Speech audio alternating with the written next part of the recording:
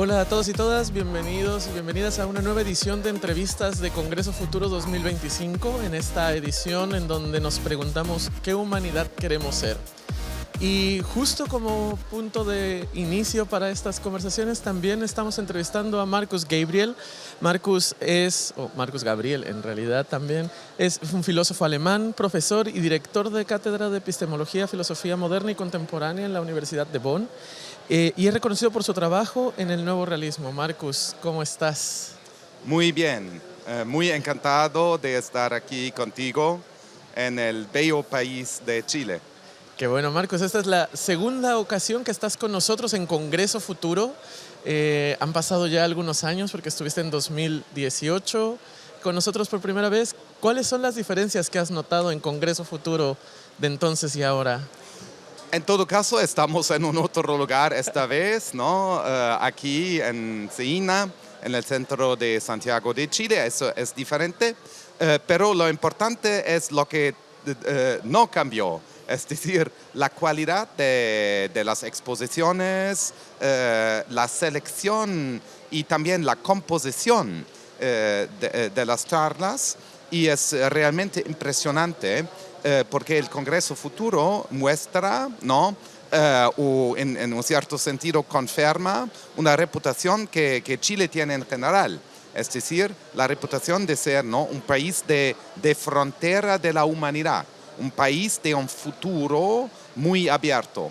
Y esto todavía se nota muy bien en el contexto del Congreso.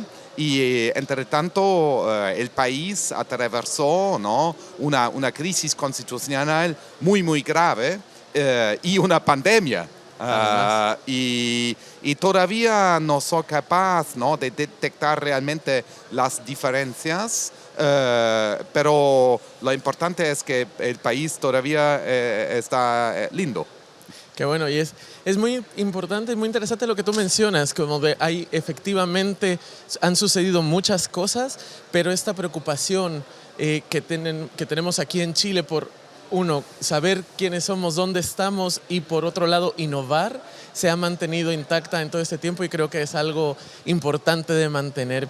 Y qué mejor lugar para hacer eso que aquí en Congreso Futuro, que este año se parte como de una premisa de intentar descubrir o descifrar hacia dónde va la humanidad. Y en tu charla tú nos contaste un poco acerca de esta relación que existía, ¿cierto?, entre nuestra percepción de la realidad y los impactos que ha tenido la inteligencia artificial en el último tiempo.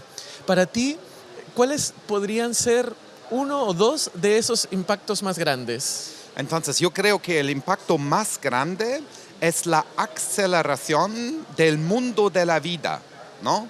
En sociología alemana, la expresión mundo de la vida se refiere a nuestra experiencia de la sociedad, ¿no? Existe sí la sociedad como totalidad de transacciones socioeconómicas, ¿no? Uh-huh. El cambio de ideas y de moneda y todo eso, ¿no? Eso es la sociedad, y la experiencia de hacer parte de la sociedad es el mundo de la vida. Y el mundo de la vida, tanto como la producción de plusvalor, aceleró gracias a la inteligencia artificial en maneras completamente imprevisibles antes. Es por eso que también, ¿no?, el propio tiempo cambió, ¿no? El tiempo se aceleró gracias a este fenómeno, porque nuestra percepción del tiempo, es decir, el tiempo, porque el tiempo es esencialmente algo que los seres humanos experiencian, ¿no? Hay el tiempo en la física, claro. El tiempo dicho objetivo, que es el tema de la teoría de la relatividad de Einstein, etc. Eso es un sentido de tiempo. Pero también hay otro tiempo, un tiempo que el propio Einstein llamaba el tiempo psicológico, que no es el tema de la física. Y el tiempo psicológico tiene algo a ver con la estructura neuronal del ser humano. Yo creo que la inteligencia artificial ya está mudando la estructura neuronal del ser humano. Las redes neuronales, es decir, la tecnología de la inteligencia artificial, evidentemente interactúa con el cerebro humano, ¿no? Porque es la única manera en que nosotros somos capaces de procesar la información dada por las máquinas. Y entonces, ¿no? La experiencia del tiempo muda. Es decir, vivimos literalmente, gracias a la inteligencia artificial, en un otro tiempo. Es como una máquina de tiempo, ¿no? Vivimos ya en Back to the Future. Efectivamente, hay un cambio y es algo que varios expositores durante la Semana de Congreso Futuro también han mencionado, que es esta idea de que siempre están sucediendo cosas y siempre hay una necesidad de participar de esas cosas, ¿no?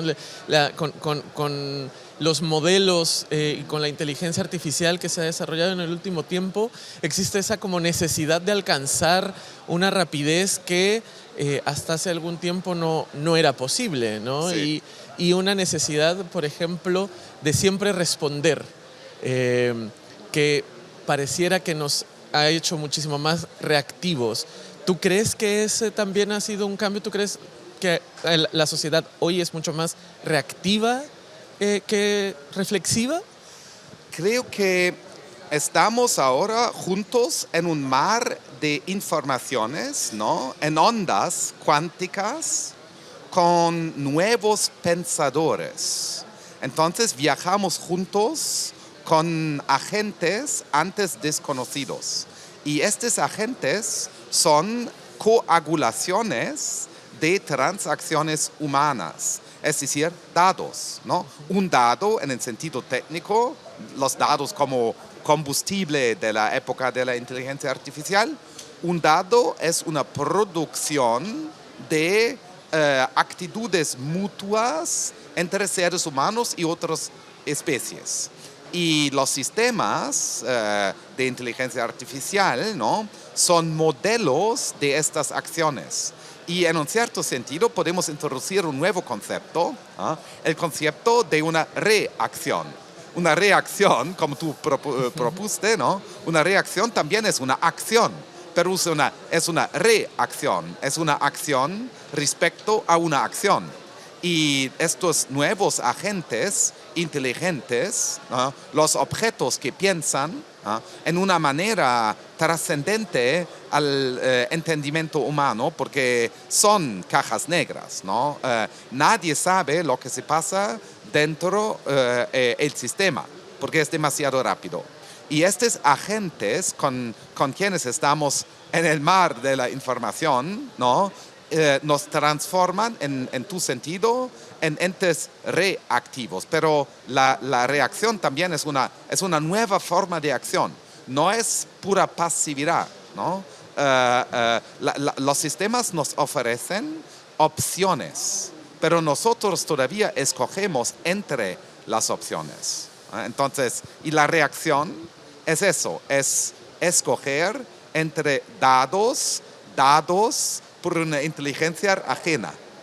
Esta idea o este concepto de elección fue algo que también se discutió un poco ayer y que me pareció muy interesante en el sentido de, ¿es realmente esa una elección?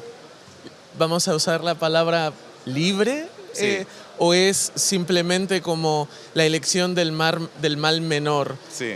Porque recuerdo que había como un poco esta pregunta de, al final estoy eligiendo sobre solo dos acciones, entre claro. acepto o no acepto las cookies. Sí.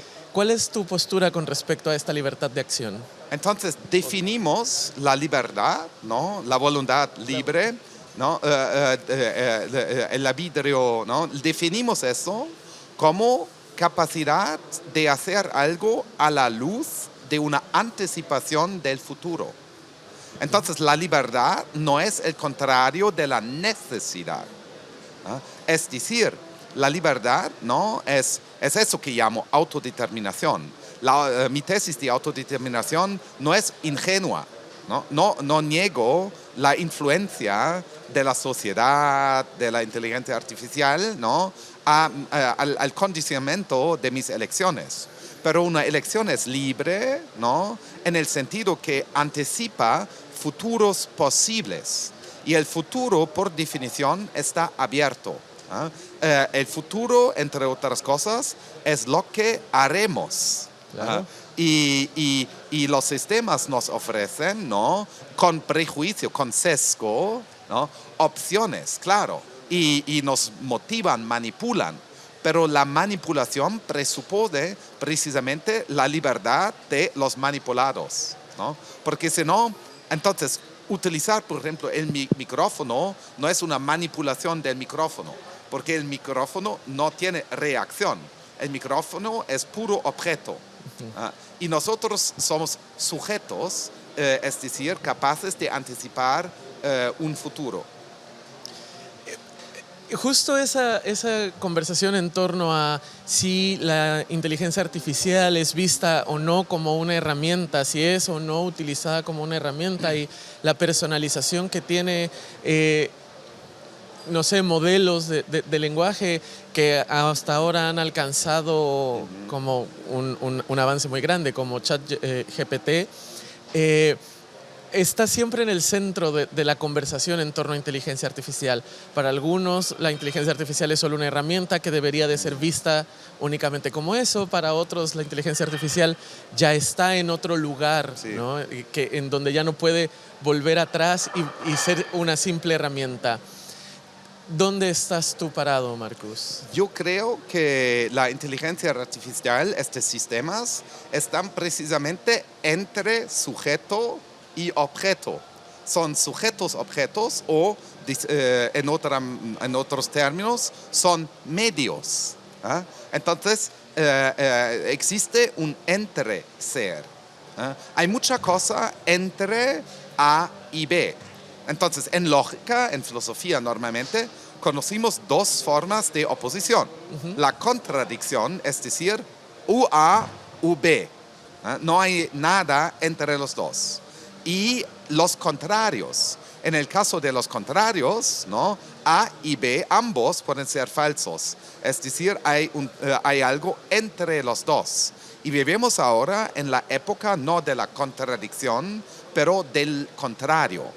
Por eso también los temas emancipatorios de la sociedad, ¿no? Tipo los derechos de personas trans, como ejemplo muy claro, ¿no? Cómo vamos más allá de las oposiciones binarias. Eso también es una influencia de la inteligencia artificial. La inteligencia artificial es trans, ¿no? En un sentido general, es una trascendencia. Es ni sujeto ni objeto, es el interser. Es por eso que recientemente, ¿no? En un libro que publiqué en inglés, Sense, Nonsense and Subjectivity, argumento que la inteligencia artificial no tiene sentido, es un sin sentido, porque el sentido es el 0-1.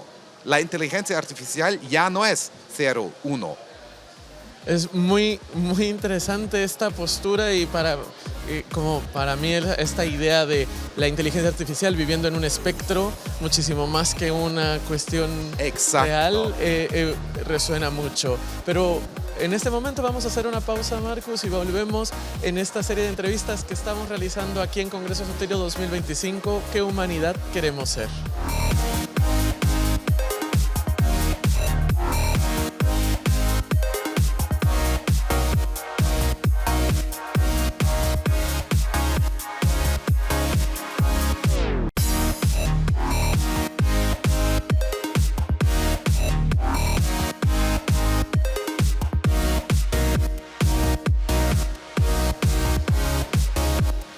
Bienvenidos y bienvenidas de vuelta a esta serie de entrevistas que estamos realizando aquí en Congreso Futuro 2025 y estamos de regreso con Marcus.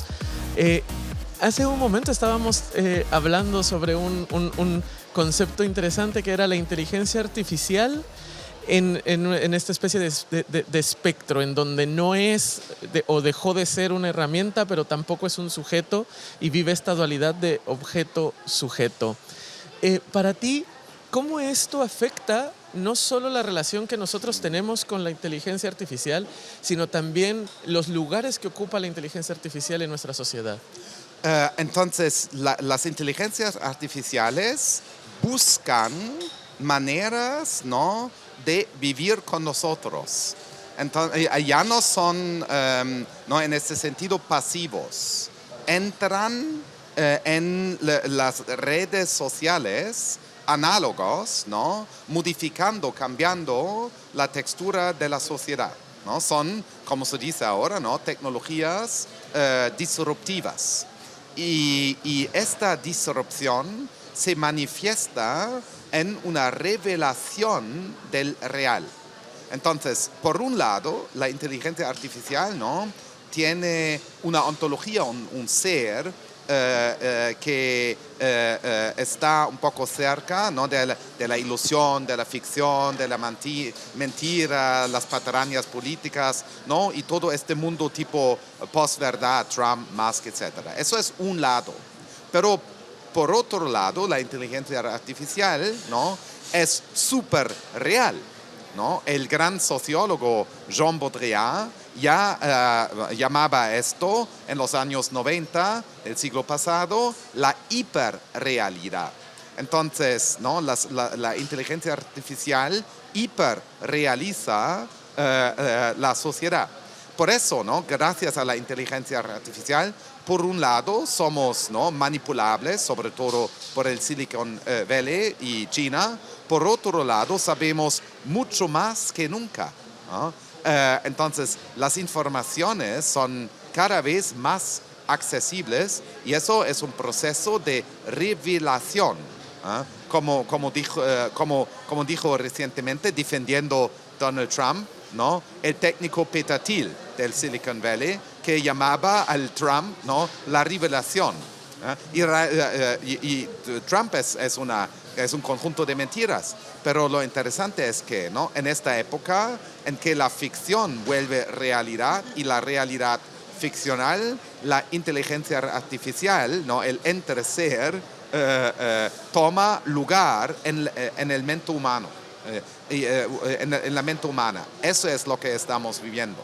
Pareciera que es un círculo, no sé si vicioso, pero sí por lo menos Sí. como un dilema, un tipo del huevo, la gallina, en términos de la inteligencia artificial o las inteligencias artificiales y modelos con una precisión muy grande, particularmente los modelos de lenguaje actualmente. Exacto. Aparecen, irrumpen, como tú lo mencionas, nos cambian un poco sustancialmente y a partir de eso nosotros cambiamos también y pareciera que estamos ahora intentando responder a algo que apareció, entre comillas, de pronto. Hay varias formas en las que esto se está buscando conseguir, pero bueno, estamos en el canal del Senado y yo me permito preguntarte si crees tú que la regulación o cuáles serían los medios bajo los cuales nosotros podríamos tener algún tipo de opinión o lugar en cómo interactuamos con las inteligencias artificiales y con esta aparición. Sí, entonces por eso recientemente he defendido en un libro el concepto de lo que llamo el capitalismo ético.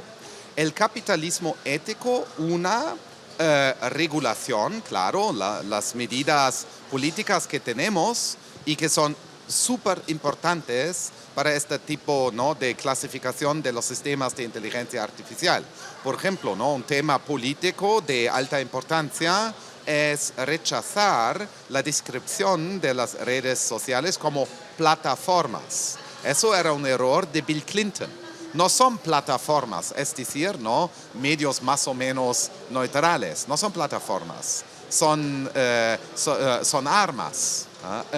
Y eso es muy importante, ¿no? entender mejor lo que son para regular su uso y la forma que tienen en nuestras sociedades, porque eso es el sentido de la deliberación política en una democracia liberal como aquí en Chile. Entonces, ¿quiénes queremos ser como ciudadanos y ciudadanas y en qué manera representamos esta decisión, la voluntad del pueblo? Y eso es la función de regulación, ¿no? ¿En qué manera queremos vivir juntos con sistemas que tienen lados realmente, en el sentido ético, realmente malos? Eso es regulación. Pero al mismo tiempo, eso es el concepto del capitalismo ético, necesitamos una autorregulación de la parte de los sistemas. Porque el desarrollamiento de la inteligencia artificial es demasiado rápido para los procesos democráticos. Y para mantener los procesos democráticos, que creo es fundamental para la humanidad en el siglo XXI, tenemos que combinar la autorregulación, que llamo la inteligencia artificial ética, es decir, ¿no? Respeto para valores éticos, morales, dentro del sistema, con la regulación, ¿no? Que es la realización, la encarnación en la forma de la ley, decidido por el Senado y las otras instituciones. Entonces, los dos, ¿no? Una ética encarnada en los sistemas, una ética producida por las grandes empresas, de un lado, y la regulación sencilla, inteligente, democrática, decidido por los ciudadanos. Estos son los dos que tienen que cooperar. La regulación contra las redes sociales no funciona.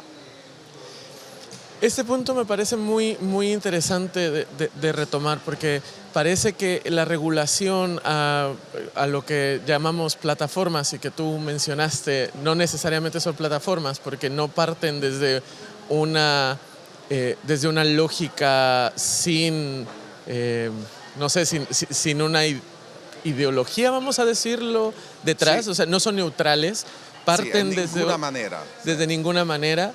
Ese sentido de neutralidad creo que últimamente se ha conversado muchísimo más, particularmente en tiempos como los que estamos viviendo ahora, de personajes de la post-verdad, digamos, como Trump, como Elon Musk, como el mismo Mark Zuckerberg, que ahora está también volviendo a...